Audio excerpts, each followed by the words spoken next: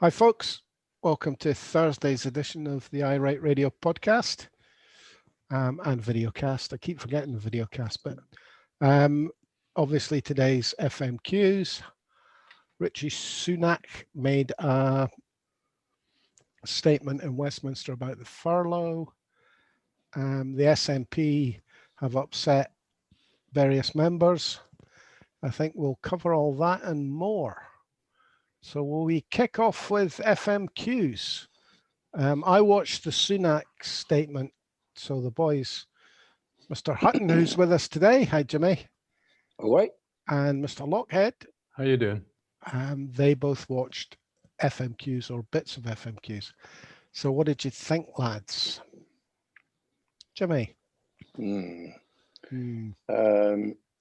she started with an interest, just the usual set of numbers, but the numbers interest me. I need to drill down into some of that, but from my layman's view of it, it'll be interesting to see what they announce on Tuesday. As far as I'm concerned, the level in Glasgow is way worse than it is in the Lothians and Lanarkshire, possibly by a factor of 4. So if we get treated exactly the same as them, that'll then be a political decision rather than a health decision that she's made. But her language around levelling things off rather than reducing them in terms of the numbers is interesting. I think she's leaving a door open to bang everybody into level 4 to take advantage of the furlough situation. I don't think she wants to do that, but she's leaving that option wide open to herself. And then when we got into the questions, you got Ruth Davidson, very nice. The heads of the Royal Colleges, who are all, of course, members of the establishment, because you didn't get to be the head of a Royal College anywhere without being, 70, 80 grand a year, possibly card-carrying members of certain political parties, but none of them would be SNP members. But they'd given a nice report saying that we're short of beds, short of staff, and we're going to have an absolute disaster this winter. So that was a stick Ruth used to beat the SNP with. And frankly, it's not a very good stick. It's not a very big stick. When you've got your buddies writing reports so that you can ask questions on them, that's tantamount to corruption as far as I'm concerned. But I mean, for me, every single year, the heads of the colleges warn of a disaster coming for the NHS. I'd love to see what their shopping list is. Rather than just write a report telling us that we're going to have a disaster, tell us how many staff we're actually short. Tell us how many beds we're actually short. Because they seemed perfectly happy with the way the NHS Scotland was being operated. Every year, like you say, they come and whinge about it pre-winter. And then when there isn't an absolute disaster, they say, well, what we were doing was talking about possible worst case scenarios. Yeah, and that's really exactly their position. If a disaster happens, they're able to say, well, we told you so. I suppose so. But I think what struck me was that the First Minister wasn't her usual confident self today. And at first I thought, she wasn't expecting questions about the Royal College's report. But as time went on, and when they got to the questions about stress and anxiety, and mental health reports, it suddenly struck me, maybe she's suffering. She's not had a holiday. It suddenly struck, do you see what I mean? She looked nervous. She started talking fast, sort of halfway through Ruth's questions, which was a bit odd for her because she normally sounds so confident with Ruth. As I say, but no, then I started thinking maybe she really is suffering with stress and anxiety. Apparently it's 40% up. Yeah, well, maybe she could actually do with delegating and using the people in her cabinet rather than grandstanding the other day and bringing her pal Shirley Ann Somerville into the telly to make a useless appearance, to make a policy statement, which is politicking. Exactly what she said she wouldn't do during these health briefings. But clearly that was because Shirley Ann had some bad publicity. But I think she'd done all right, Stewart. She got the one bit of information that I kind of flagged itself up to me. Hospital admissions and ICU admissions are down this week on last week. So the restrictions that are in place at the moment appear to be having an effect. That flew in the face of what Ruth was trying to get at, saying that disasters happening, don't panic or do panic. I think Ruth was just, she was being a bit of a Clive Dunn today. You're right, Nicola could do with a holiday, but then so could the rest of us. Eh? I think it was interesting that she finally got a question about, well, obviously you couldn't be in Holyrood presumably this morning without noticing there was a demonstration by NHS staff outside, I would imagine. And she was expecting that, and all of a sudden she seemed happier to answer questions about that because she knew she was going to get asked questions about NHS staff, and it just made her more comfortable. She also got quite annoyed again about testing because Willie Rennie tried to up the ante as usual, and she didn't have her usual snappy put down for him. What was his question? Oh, God. It's what he wants. I mean, they want testing again. He wants everybody tested every 15 minutes, every day of the year. Asymptomatic testing. Also, teachers are told that they can't work from home. All of a sudden, these various opposition leaders are changing their tune from whatever position they were in 3 months ago. Sorry, teachers are told they can't work from home. According to Willie Rennie. In what context? Oh, well, a good question. I don't know many teachers that have been working from home, if I'm honest. I thought that was kind of... I mean, that's code for blended learning. But yeah. Oh, yeah, that's what I thought. But generally speaking, as I say, she gradually got more and more comfortable as the session went on. Although the one thing that interested me was the question from Pauline McNeill, who's normally our pal, even though she's a Labour. You can tell they've been pals for donkey's years. And the question was, I thought it was about mental health, and it turned out to be dental health. She just said dentist. I had my hearing aid in as well. And that it had me a bit confused for a while. But I think Pauline McNeill had a very valid thing because from what I can tell, the pandemic has strengthened the gap between NHS dentistry and fee and private dentistry. I don't understand what it is. I'm an old age pensioner and I survive on state money, so I get full free dental care. But I don't understand why some people have to pay. The restrictions are different for NHS and private patients. I spoke to somebody who runs a practice last week. They have to leave. Weirdly, I've no idea why this is, but it just is. But they have to leave longer gaps between NHS patients and private patients. Time gaps. So running the book, i.e. booking people in to get their appointments and that, is becoming an absolute abortion for these people because they're kind of trying to juggle 4 balls with one hand at the moment. Right. It's about capitalism. Whereas the GPs all bought in full time to the NHS, the dentists didn't. Mm-hmm. So the dentists are paid not by the number of patients on their books, but by the work they do. Therefore, the NHS, if you like, the government can control the number and type of patients they see by simply refusing to pay for them. Okay, so if you go in to get your teeth drilled and the government has decided that's too dangerous because of the aerosol spray element involved in it, they just don't pay you, so you don't do the work. In the private sector, you can do what you want. Right? Aye, rack them and stack them. Yeah. So if you want to drill everybody's teeth all day long, you can do that.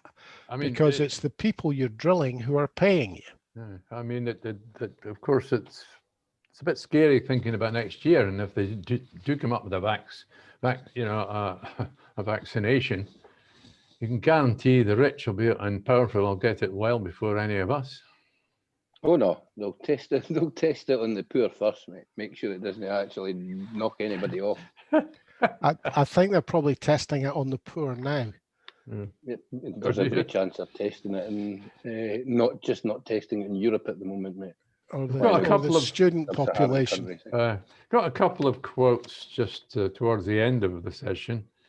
Alistair Allen, the Western Isles, he was talking about the furlough situation and how the Chancellor had U-turned here and U-turned there and U-turned again. And so the quote was, well, Tory credibility's just gone up in smoke. It is bonfire night. Well, I actually saw that bit and I thought it fell flat. Yeah, well. So I think this is quite a good point for me to come in with the report on the Sunak announcement. Yes, I think so. Rescue us. Rishi Sunak did what was being trailed in the papers. He's extended this scheme until March, and it's the old scheme paying 80% of wages and up to $2,500 a month. The self-employed can claim 80% of lost costs up to $7,500, which was kind of already out there. That had been announced. Devolved funding is to be increased from 14 to 16 billion.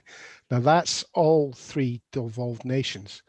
And basically its Barnett consequentials are going up. Yeah, that's nothing. That's nowhere near where it should be, though. Well, it'll be what, about $1 billion increase for Scotland, I think. So there was nothing new. The most noticeable aspect of this was he was very short, sharp, and to the point until it came to the question of whether the devolved nations would be able to take advantage of it. And it was all broad shoulders of the UK, and the union is working for everyone. And this scheme was a national scheme, not a regional scheme, blah, blah, blah, blah, blah. Lots of politics. And that was the only politics. I was going to say, would that be the bit of speech written by Michael Gove and his wee unionist gang? Well, Michael, new attack dogs. Michael Gove or Douglas Ross, I would suggest, wrote it.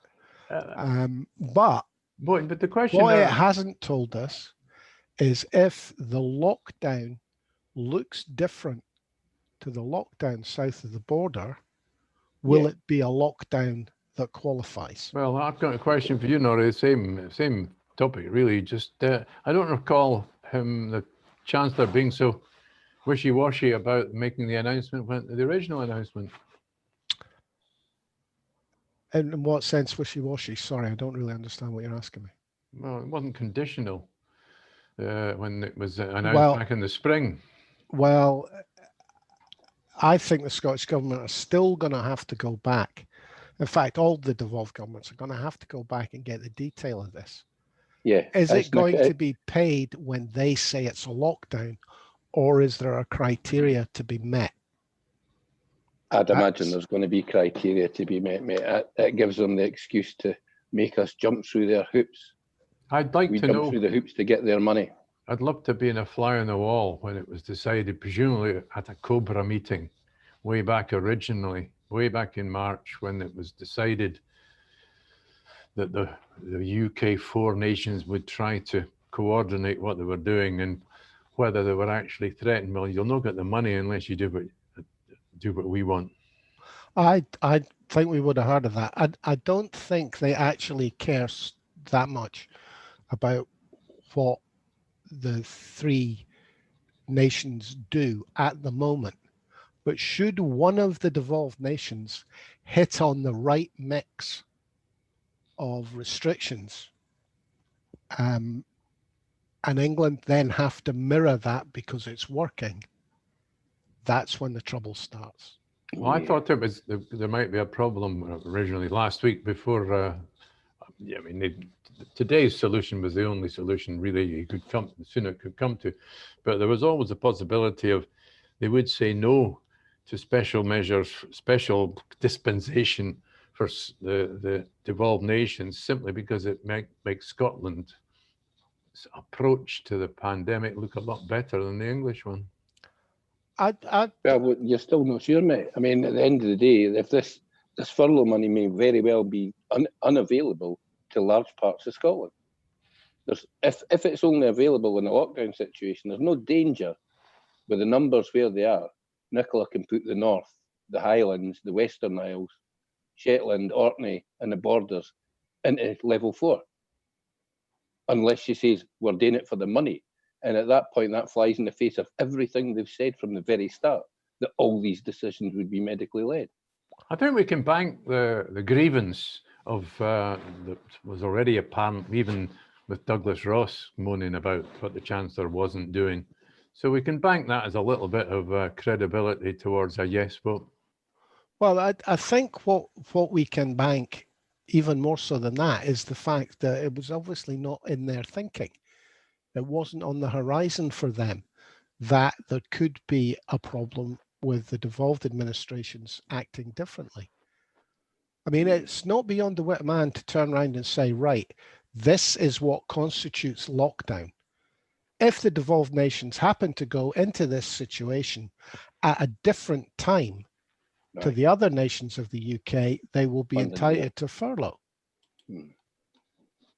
Yeah, it's not beyond the wit of man, it's just beyond the wit of Tory man, or Whitehall man for that matter. Yeah, but it becomes a problem at the point at which they do what they did when they came out of lockdown down south, and they start telling everybody to go back to work, and it's okay to have sex in public in group sex sessions because we're coming out of lockdown. All go to the pub. Here's a tenner off your next meal so we can fill the restaurants. Aye, your grannies did, but there's a fiver off your next Nando's. And if everybody else in the UK, the 3 devolved nations, turn around and go, no, we're not doing that. We're staying in lockdown. That becomes a problem for the government at Westminster. Because quite obviously a lockdown is going to mean less deaths, less transmission. Did Sunak go into any detail about the next round of quantitative easing? No. No, because it was really quite sharp. I hear the Bank of England's chucking another 150 billion into the economy. And well, he didn't. He did the Treasury acting responsibility guided by SAGE and supporting government. I also think that this talk of a U-turn, I find stupid. I don't think we should be calling this a U-turn. This is a sensible reaction to the situation. And I really think we should be applauding the Tories for doing this. Because if this backfires down the line and Tory backbenchers decide they don't want to be called U-turners, we might end up finding ourselves in a position where there's no support. I think you're right to raise the issue of the anti-lockdown people, bearing in mind, look who Nigel, what's his face, Bobag, decided to revive his UKIP party and call it the No Lockdown Party. No, I called it Reform or something. And apparently there was a rebellion, was it last night or the night before, in the House of Commons? Can you actually reform back in time? Can you reform to the 15th century? That's a very good question, but I think given what the Maggie Thatcher Tory party did in the 80s and called it reform, yes. Okay. It's a play on words then. But bearing in mind there was a rebellion, apparently the right-wing Tory MPs, including the chair of the 1922 committee and his deputy, they either 50 of them either voted or abstained. And if the Labour Party hadn't had a 3-line whip to vote with the government would have been defeated on the vote to go into full lockdown. Never a doubt that they were going to support the government on this. I think they were right to do it. The Tory rebels voted against it because they knew Labour were voting for it. They knew they weren't getting beat. as much as they wanted. Yeah. What else did you want to talk about? Oh, the SNP. I think we've got to bring it up. It's a right old stooshy, and this is a real stooshy. This is not invented by me. We've got an SNP conference coming up at the end of the month, and it's a virtual one. And all the old hands are now saying that the NEC, National Executive Committee that runs the SNP, are taking over direct control of what happens and taking away power from the members. And they're flagging up what happened where there were over 120 motions were proposed by branches and members. And the old hands are not happy the way they've been boiled down. And basically, the SNP is turning into the old Labour Party. Right, I've got two things to say about that. I would like you to name the old hands. I want the whole list. I'll publish it. I don't have Right. that to hand. Can I rephrase that for you? Long-time members of the SNP who are not enamored of the present leadership have objections. Will you accept Apparently, that? yeah, there's 120 motions being put forward. Stuart, it's a 2-day conference, mate. They were never going to call 120 Oh, of course motions. they were never going to call 120. But you know, what are you suggesting, Norry? That there isn't? Well, I'm suggesting I'm suggesting there is a stushy on Twitter amongst, I think I counted 7 SNP or ex-SNP members who are objecting to this. I have no idea how they're going to set this up virtually. Right, I'm not sure where you're going on this one, Norry, but well, are you satisfied with the way the NEC have set up the conference? The NEC didn't set up the conference, Stuart. There's a separate conference committee. You're a party member, so's Norry. I'm not. But party members, if they're not happy, should know that there's a separate conference committee, which people are elected to or people are appointed to. If you're not happy with that, have these people taken away from the conference committee for next year. Let's be honest, they screwed the party last year and nobody's done a thing about it. So why are you surprised that they're screwing you again this year? This is nothing new, Stuart. I never said it was. And I would imagine that the difficulty of it being a virtual conference adds to the complication of finding a way to get amendments put up. I'm sorry, I'm just having a wee thought of virtual conference time and Rhiannon Spears sitting there with a pair of scissors next to the computer. I'll just pull the plug on that if people start asking the wrong question. It's not like conference where you can stand up and scream. Aye. It's different. It's going to be very different, yeah. And I'm not sure. I actually don't know enough about it. I don't think anything will get done, mate. Basically, the leadership it'll be a wee talking shop. There'll be a lot of hot air, and the leadership will take from it absolutely nothing. They'll just do whatever they want. They've already decided what their campaign's going to be for next year. Yeah. If they can get a rubber stamp from conference, brilliant. If not, like I say, they'll do what they like. I'm sorry. I think there's practical difficulties in it, and I think it's an opportunity for the people in charge of the party to ensure there is no public criticism at conference. I will say that it kind of, if you want shouting and moaning about people setting up list parties and aren't prepared to allow dissenters to have a voice and get into positions of reasonable power within the SNP, well, you can't. You're a hypocrite. Sorry, but who stopped any dissenters from getting into positions of power? You know, the NEC is elected. If people aren't happy with the NEC, a portion of it's not elected, and there's been some fairly strange behaviour at NEC meetings recently. Yeah, well, that's the one thing that I would cut out straight away. An executive committee that runs a party like that. Nobody should be appointed to an executive committee. Absolutely nobody should be appointed to a committee. As I say, they've had secret voting. They've had, what do you call it? Anyway, voting where you go 1, 2, 3. I don't know. Instead of voting 1, yes 2, or no. 3. Aye, You single mean transfer. voting for options? Single transferable voting. Right. Yeah, aye, Well- there's all kinds of strange stuff going on, but at the end of the day, I'm not sure the SNP was ever set up to cope with the influx of members that they had after 2014. Oh, well, I think you're In right, fact, that absolutely 5, right. 6 years down the line, the party's No, still Jimmy, you're struggling. right. Yeah, yeah. I However, think they're solving that problem, Jimmy, by losing apparently the last evidence of they've lost, come down from 125,000 votes members to 100, no, about 80 odd, because the counts they published, they set out a levy that had, so you add up the levy on all the branches, and it was the actual membership was about 80 odd thousand. Very difficult to judge from that. £1 a head. Well, it's actually very difficult because there's donations go through that as well, if I remember rightly. Yeah, well, there's also the thing, mate, again, how many people join a party and stay? Let's be clear, in 2015, when all these people joined after 2014, you know, the membership went through the roof.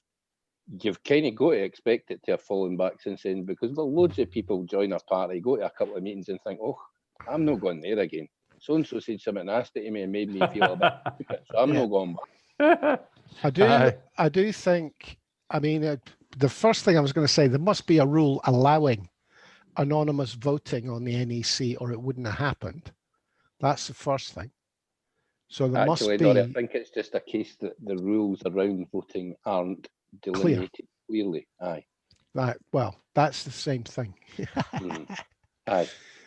Which is why rule books are so thick. Aye, and the rules about having associated members on the, you know, delegates on the NEC. Yeah, well, that as I say, nobody should be appointed to a body like that. That's just so old Labour, it's ludicrous. I can see the argument for it, though. I can't see the argument for it. Well, if somebody's disabled and sets up SNP disabled group Leith, they can then be appointed to the NEC. If somebody's disabled and wants to be on the NEC, they should stand for bloody election. Well, my view of it is I can see a reason for it, because some of these minor groups would never get on the NEC, they would never get the support. But whether they should have voting rights or simply an ability to have their voice heard, I think that we have to look at that, because it does feel like it's incredibly skewed by this. It's skewed the party in various ways, mate. But right now you're seeing a huge argument between, on the whole issue of trans rights, for example, and the hate bill. I'm not even allowed to say. I didn't think I would say. I wouldn't publish. But I think about the whole trans rights thing.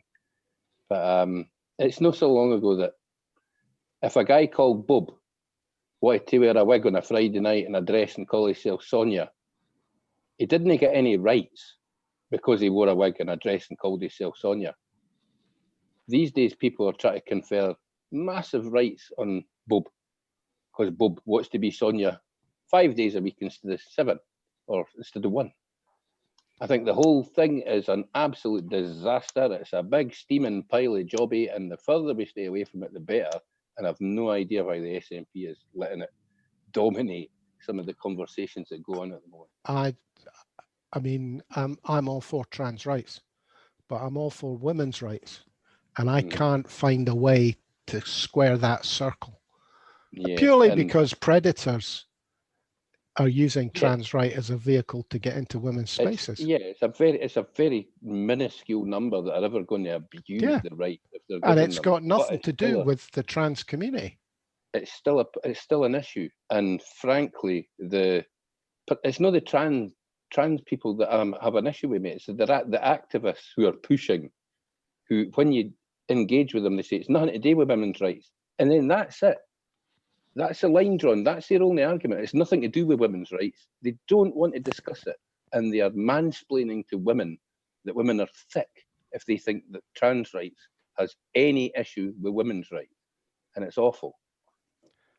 A squared circle is what I need, lads. All I want's an answer. Well, find me a beach ball and I'll jump on it for a great height, mate. That'll square it. Anything else we need to bring up? Well, you flagged up a very short article in the Times. I don't know if I'm sure it's so short it's maybe not even an article. Maybe it was a letter by Kat Headley, who says, what's the headline? Why unionists should go for a second independence vote. Now, that doesn't make her special. It turns out she's the Labour Party member. She's actually an extreme unionist because she's something to do with this islands. These islands. She's on their council. They're the extremists. They can't call people independents. I've got a sneaky feeling. I've got a sneaky feeling if she's calling for a referendum now, she won't be on their council long. But what she does say, she starts off with a complete contradiction. 2 weeks ago, she says, someone asked me, what will you do if yes wins? And what she decides to answer that question with, what course of action is most likely to protect the union and stop support slipping away? Wait a minute, you're not answering the question. That's not the answer to the question. What will you do if yes wins? I'll stop them winning. No, that's not the answer to the question, you stupid cow. And it's in the Times, for God's sake. Well, her theory seems to be the sooner we have a referendum, the more likely the lies are to work. Well, it's worthwhile saying what I think she seems to be very close to the SNP management at the moment. She seems to suggest that, what did she say here?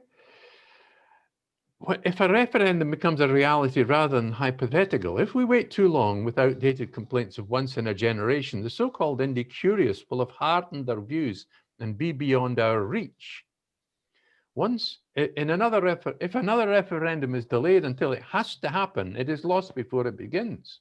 It is undoubtedly a gamble, but one we cannot afford not to take. Oh, Derry, come on, you're gaining her oxygen. She's clearly an arsehole. Yeah, but does that not nonsense like that? Why bother? She's assuming that. Does that not sum up the gradualist position? No.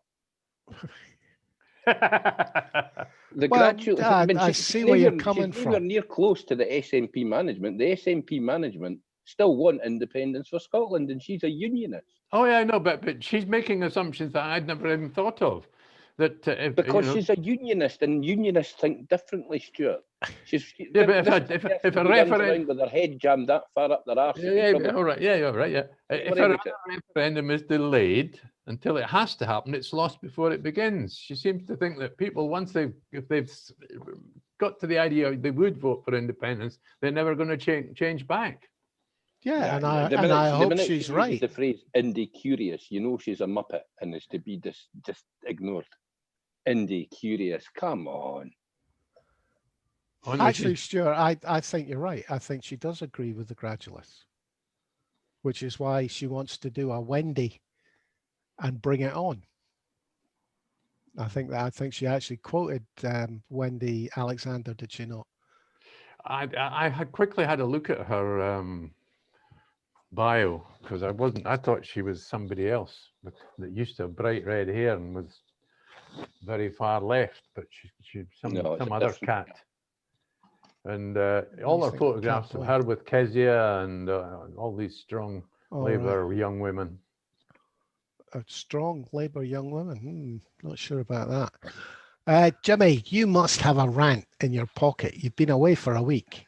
No, really, if I'm honest, I would like to apologise to the viewers for putting thoughts of Trump defeat into their head. I actually can't believe it's even got close. I have no understanding, genuinely looking at the polls. Pennsylvania, Trump's still ahead. He was 7.7 points behind the day before the election. And that was a Guardian poll of polls. So that was at every poll. Nobody even had him close in Pennsylvania. So I've no idea. If anybody's been dumping big boxes full of votes in Pennsylvania, it's not been the bloody Democrats. Did you notice what percentage of the votes had been counted in Pennsylvania? I've not actually had a look in the last couple of hours, mate, but it was about 96% the last time I seen it. Because when I looked at Sky's chart, which gave you the percentages of votes polled by each candidate and the percentages of votes already counted. And if it's true that the Democrats are gonna, they reckon about 80% of the postal votes are going to be for the Democrats. If that's true, he's won everything else that's left. Yeah, I'm beginning to. Mate, they called Nevada on the night. They called Nevada. No, it wasn't Nevada, was it? They called Arizona on the night. Right. And then since then, they've backtracked on it. Now, the only parts of Arizona that were still to report were solid Democrat in the last election for Clinton. And Biden was already way ahead. I think they're going to try and screw him in Nevada and Arizona, mate, because let's be honest, Nevada as a state was set up to be corrupt. You know what I mean? Of course it was. True. It was the original Wild West. Aye, in Nevada you can buy anything. And I'm pretty sure that Rudy Giuliani is running about with whatever money the Trump organization actually have left, trying to buy this election. Giving out free hooers. Aye. No, well, Rudy would take a quick shot first, the quality control and all that. Is that not where what's that famous whorehouse called out there? The chicken farm? The chicken ranch, aye. That's in Nevada, mate, yes. And I can't help thinking back to Godfather 2. What was the boy's name? The old guy that had tried to have Michael Corleone killed. Giuliani's looking a wee bit like him right at this very moment in time. He sounded completely batshit crazy. Somebody interviewed him and he was kind of just accepting everything Trump said. Basically right now, Rudy Giuliani is Trump's creature. I mean, I didn't care what he done because I kind of remember him as a mayor of New York, and he had a bit of a backbone about him. But clearly now he's been bought and paid for by, I don't know, 2 shots on Ivanka and 100 grand or whatever. Was Giuliani the mayor that introduced the zero tolerance? He brought in that 3 strikes thing as well, I think. But the zero tolerance, you're right. But he did. He was quite a well-respected mayor in New York. Well, that worked. He was a 2-term mayor. That worked for the citizens of New York, as I remember. The crime stats went right down. It was 30 years ago, that's for sure. Aye. But he's absolutely, you're right, he's batshit crazy. He basically is a mouthpiece for Donald. And the only worrying thing about this, as I say, you look at Arizona and Nevada, and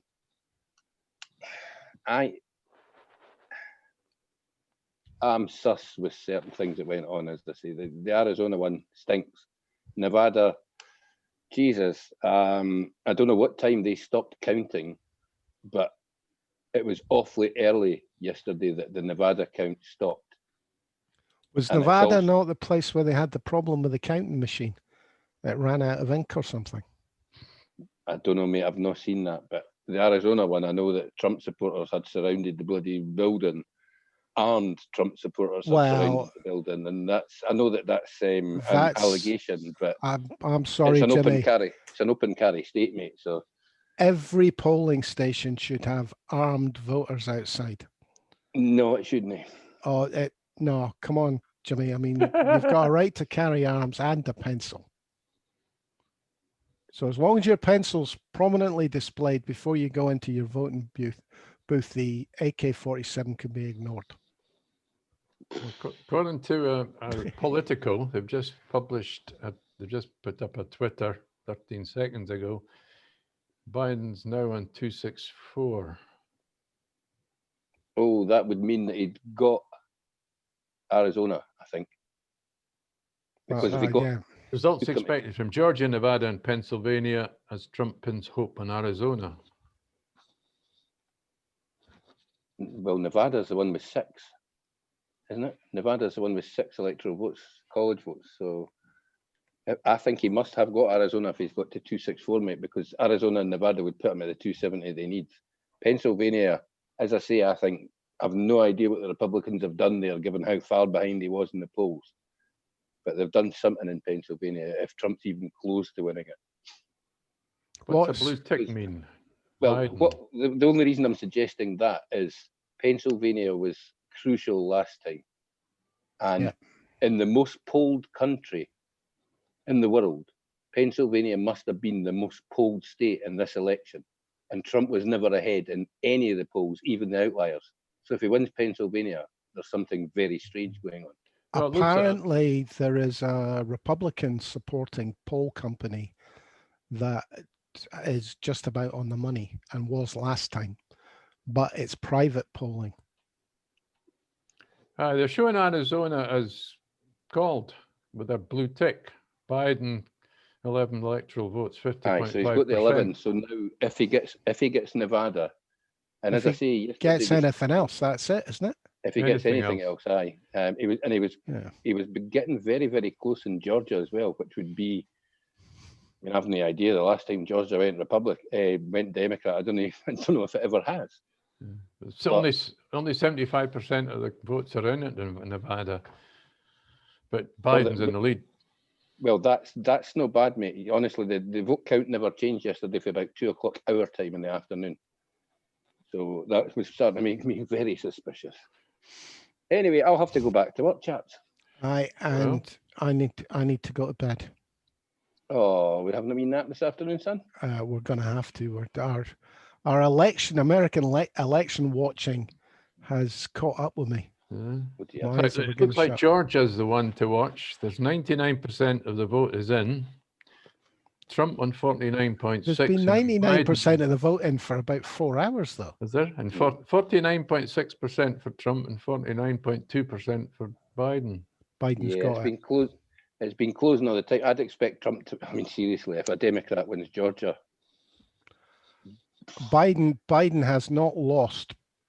Well, I'm presuming Georgia's doing what most of the states do, and that's counting the ballots of the mailed-in ballots last. If they are, Biden's got Georgia. Yeah, I to be honest, mate, I'm intrigued to see how Donald's going to handle it if he does lose. I think the dummy might very well land on the 13th fairway at Troon when he splits out.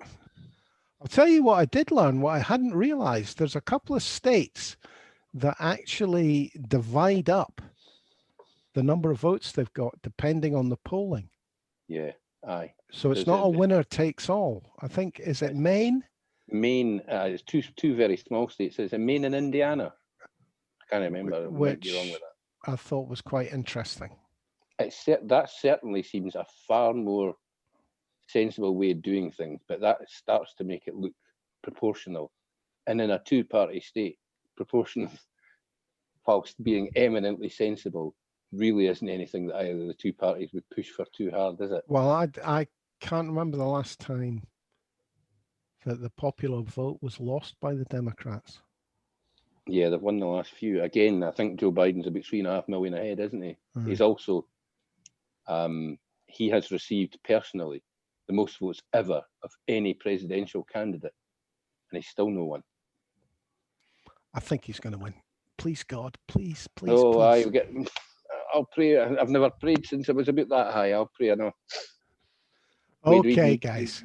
Rid of the tangerine shit, given. Thanks for being with me, Jimmy Hutton, Stewart Lockhead. Cheerio. And I'm Norry Stewart, and thanks for listening, folks. Hopefully tomorrow, which is probably not Hat Friday, because we keep forgetting. I need a haircut.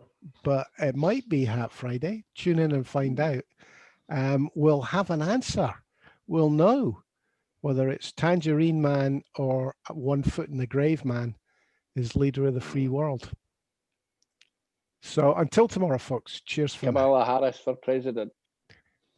I don't think you'll have to wait that long.